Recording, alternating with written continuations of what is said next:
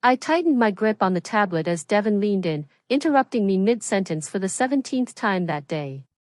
"What autumn means," he said smoothly, "is that we should adjust our user acquisition costs. But let's not get into the details right now." A few polite nods followed, and just like that, my point was erased. Again. 3 weeks of data modeling, sleepless nights, skipped meals, and in-depth analytics to find a financial lifeline for this failing company, and I was silenced in seconds. I quietly added another tally mark under my notes. 17 interruptions in 90 minutes.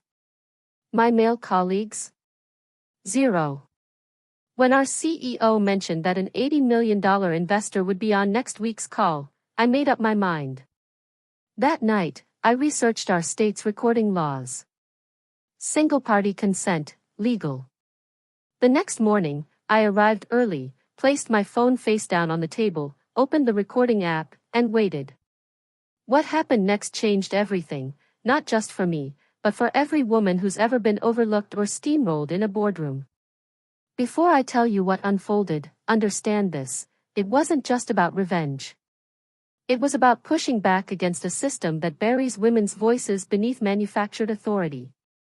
If you've ever been sidelined, spoken over, or watched your ideas repackaged under someone else's name, you'll know exactly why this moment mattered. Stay with me.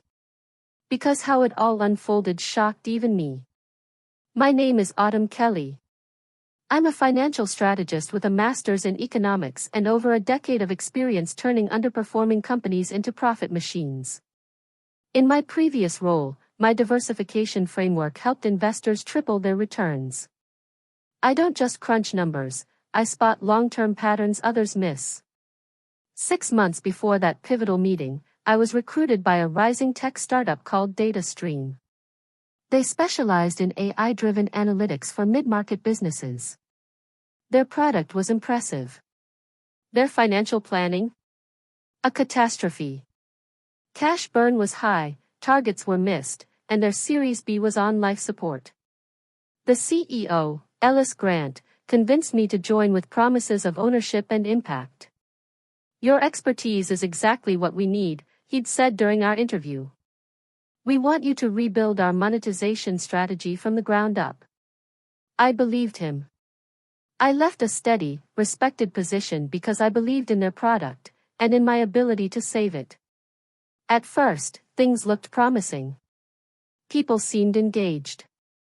They listened as I diagnosed gaps, took notes when I flagged inefficiencies, nodded when I offered early insights. But that shifted quickly when I transitioned from theory to execution. The first time I delivered a complete strategic roadmap during leadership review, I noticed it. Every time I reached a decisive insight, someone would interject. "Let's circle back. We should focus on short-term wins. Too ambitious right now." At first, I blamed myself. Maybe I wasn't being clear. Maybe I was presenting too aggressively. So, I adjusted. Simplified my slides. Streamlined my language. Rehearsed. None of it helped. 3 months in, I began documenting interruptions in every meeting. A disturbing trend became obvious. While male colleagues were interrupted maybe once or twice, I was cut off 10 or more times, consistently. The most frequent offenders, Devon Marsh from marketing, Wyatt Jennings the CTO, and sometimes even Ellis. The worst part? My ideas were later implemented, piecemeal, diluted, and usually rephrased by the same men who had interrupted me. And they weren't working. The strategy only functioned as a whole, and they were cherry-picking pieces. I tried confronting the issue. After one meeting, I approached Devon. "You interrupted my segment multiple times today," I said calmly. "I'd appreciate the space to finish before opening the floor."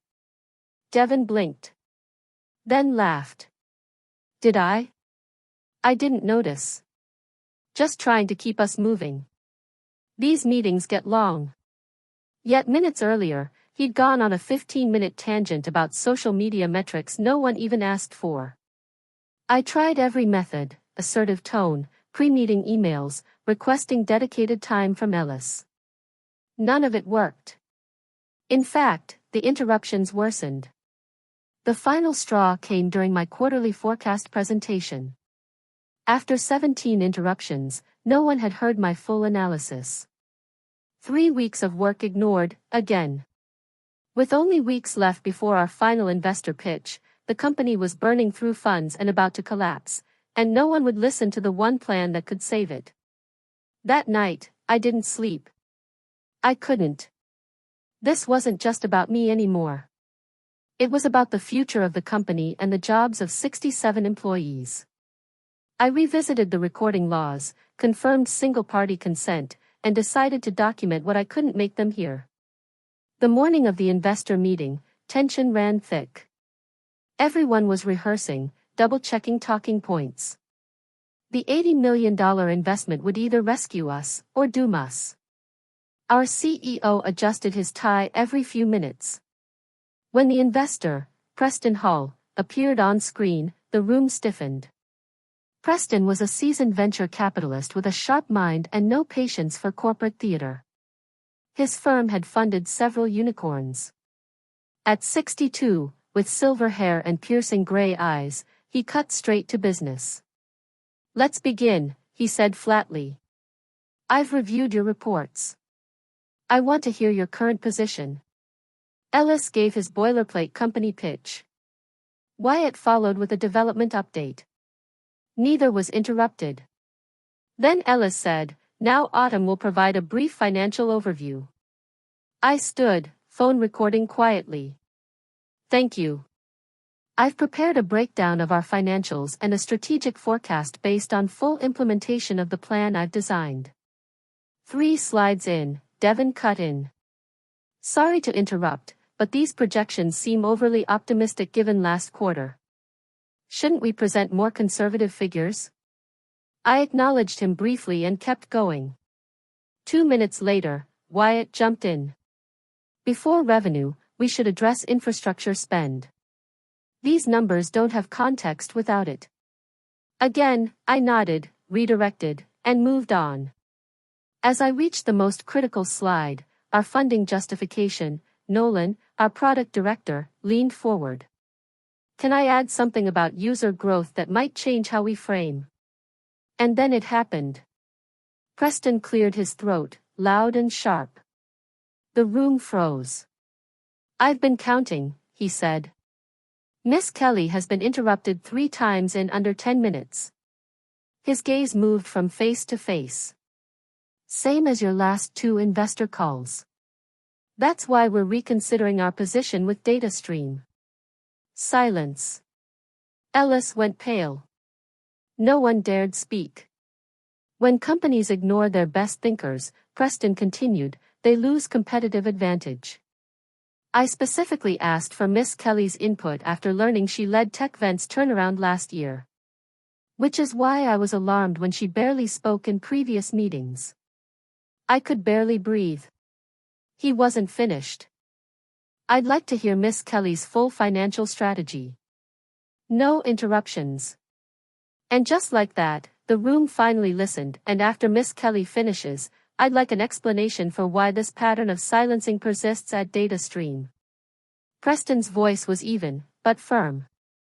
Ellis stumbled through a response. "Of course. Absolutely. Please, Autumn, go ahead." For the first time, I delivered my full financial strategy without a single interruption. Over the next 20 minutes, I laid out the inefficiencies in our current financial model, the precise adjustments needed, and the outcomes we could expect. I detailed how we could triple revenue within 18 months while reducing operational expenses by 23%. When I concluded, Preston nodded slowly.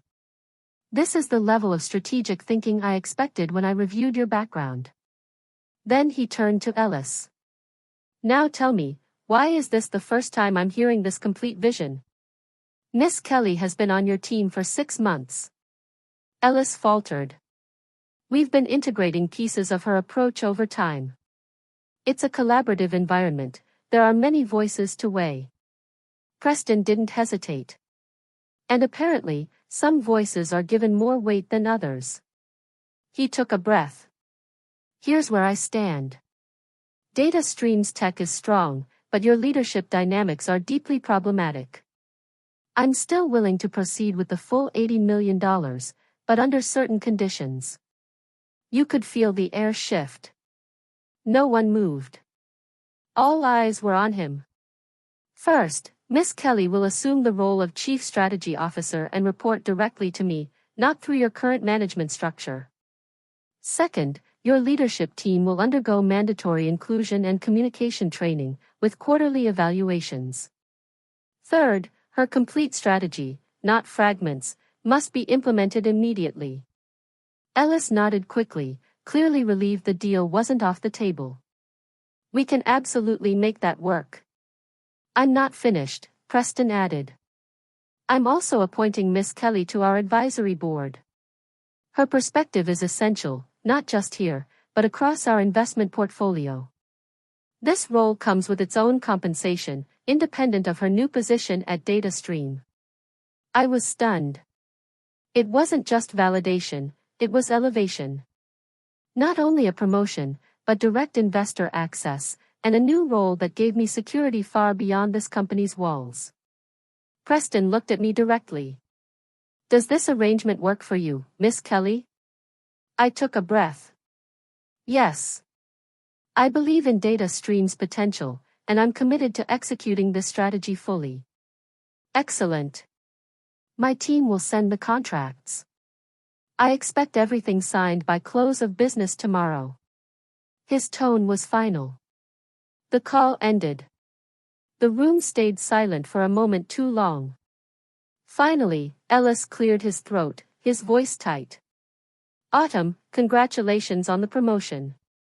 We'll need to coordinate the transition of your responsibilities. Devon and Wyatt avoided eye contact. My phone, still recording, quietly captured every tense second of the aftermath. I gathered my materials without saying a word. The air was heavy with unspoken questions, awkward glances, and quiet discomfort. As I left the room, hushed voices began to rise behind me. Back in my office, I shut the door and took my first steady breath all day. A moment later, my phone buzzed, a calendar invite from Preston's assistant for a private call the following morning. This was real. 30 minutes later, there was a knock. Ellis stood in the doorway, his usual corporate confidence replaced with careful diplomacy. Do you have a moment? He asked. Of course, I said, motioning to the seat across from my desk. He sat, adjusting his tie nervously. I just want to say, I'm sorry if there were any miscommunications during your time here. Your contributions have been incredibly valuable. Thank you, I said, maintaining a neutral expression.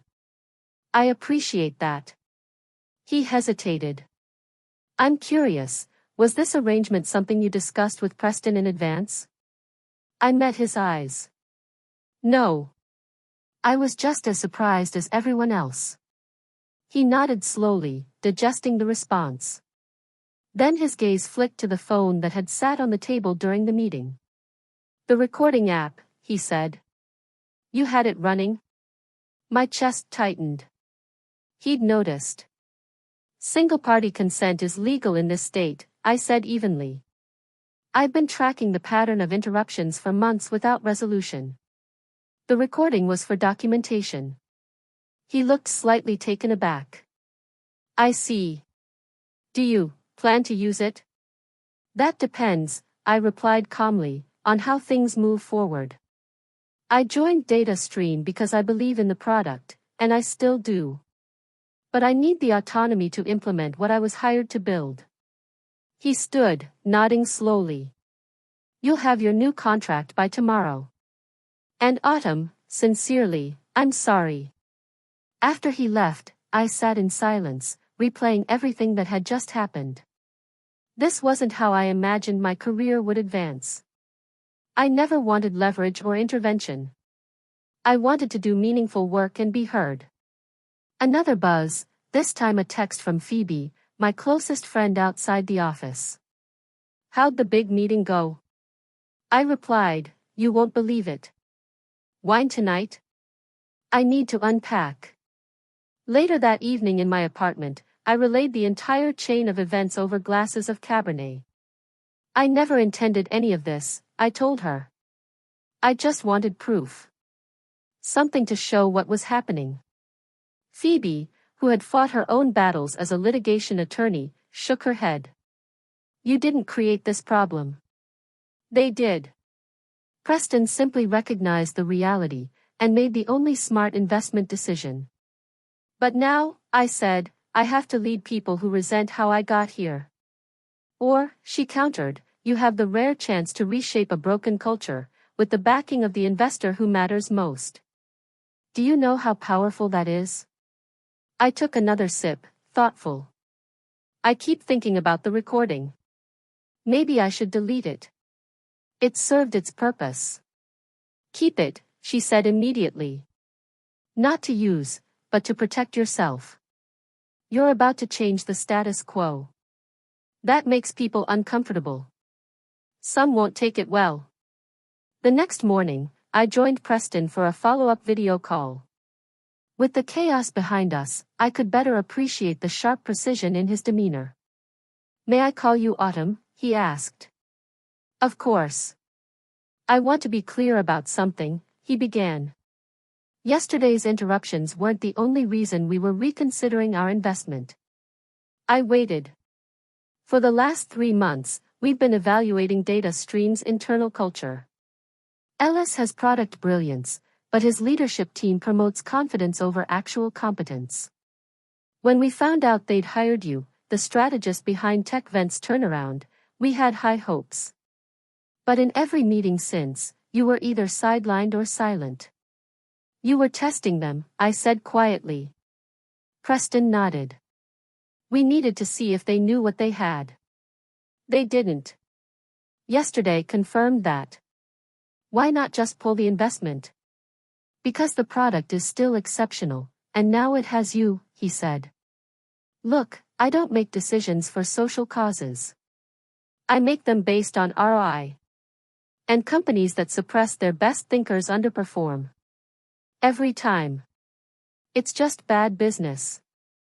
By day's end, both contracts were signed.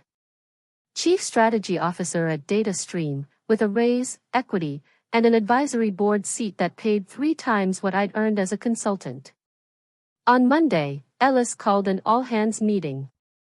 He framed the investment and my promotion as part of a broader, growth strategy. No mention of the conditions.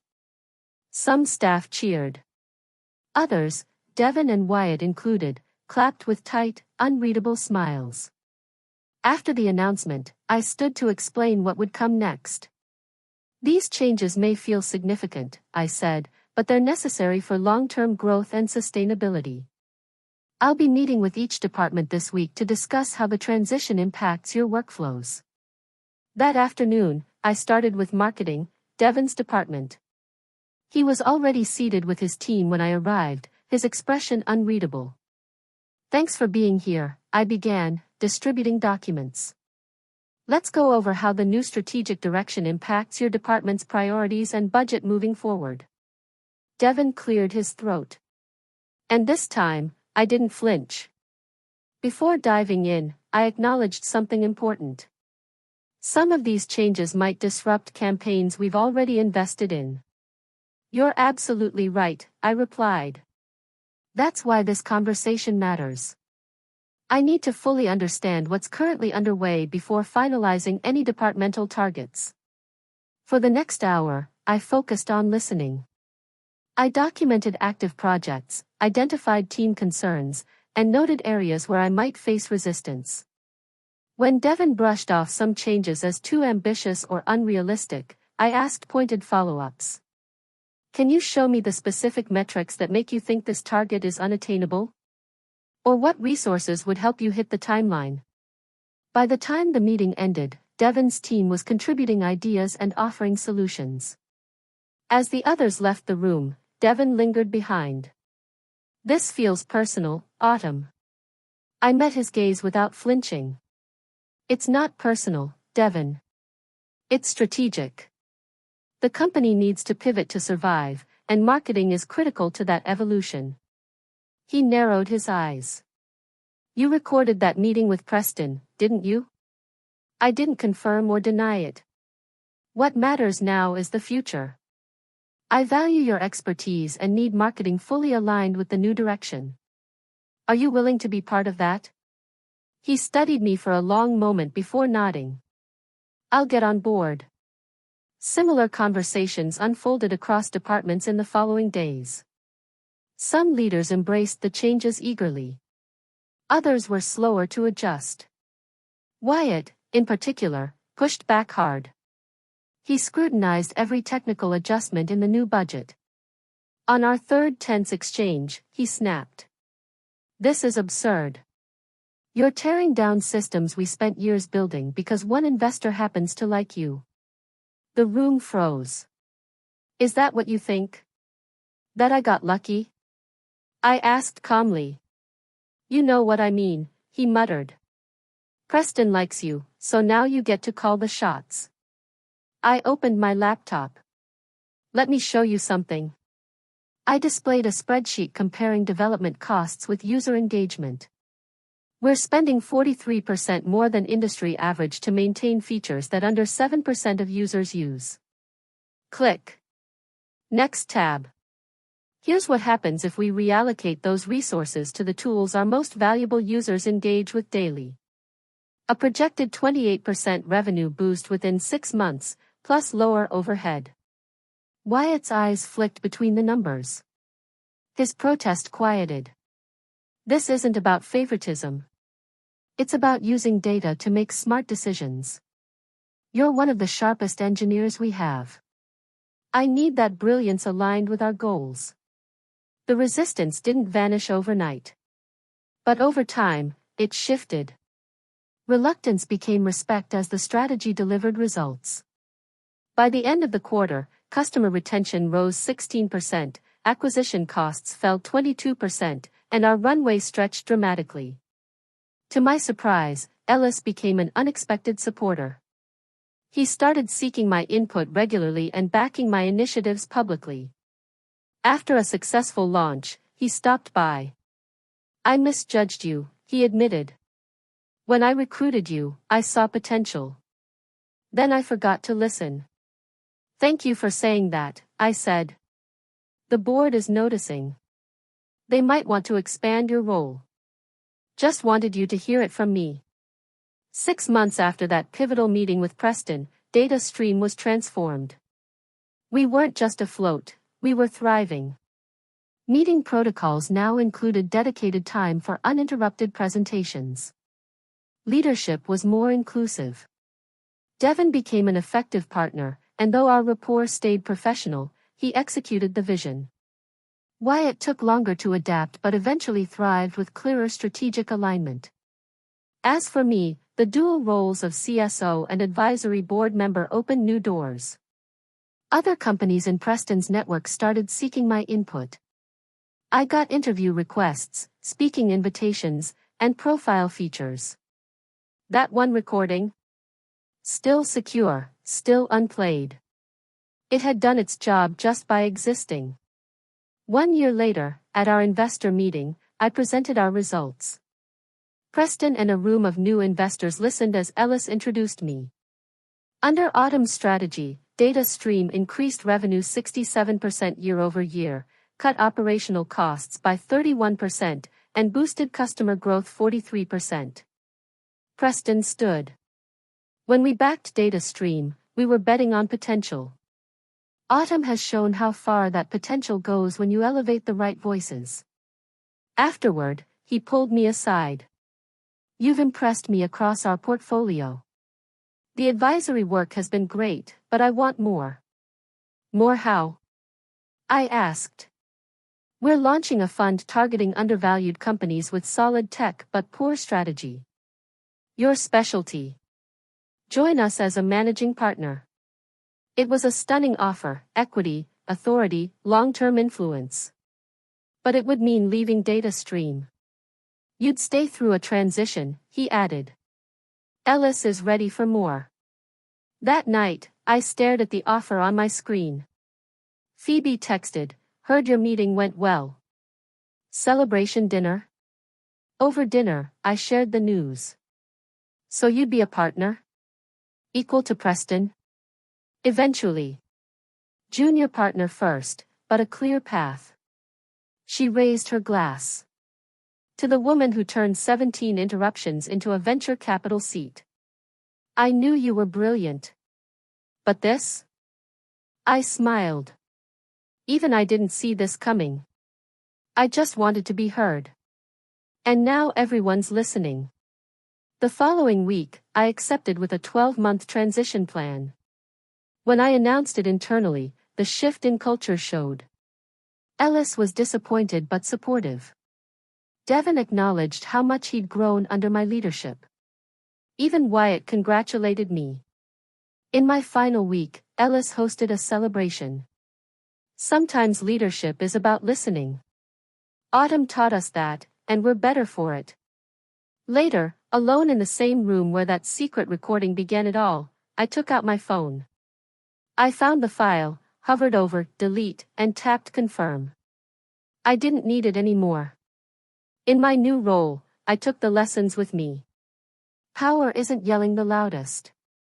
It's building spaces where every valuable voice can speak freely.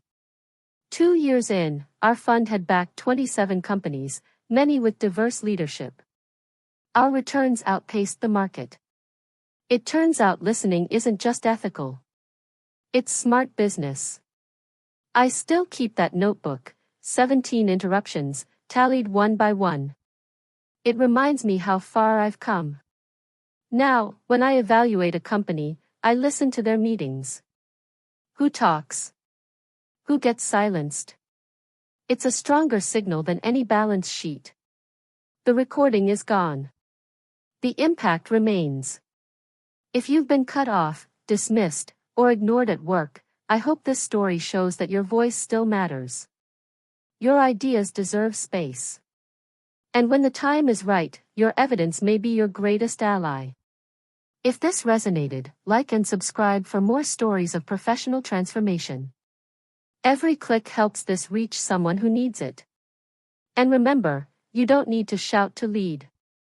Sometimes, you just need to document.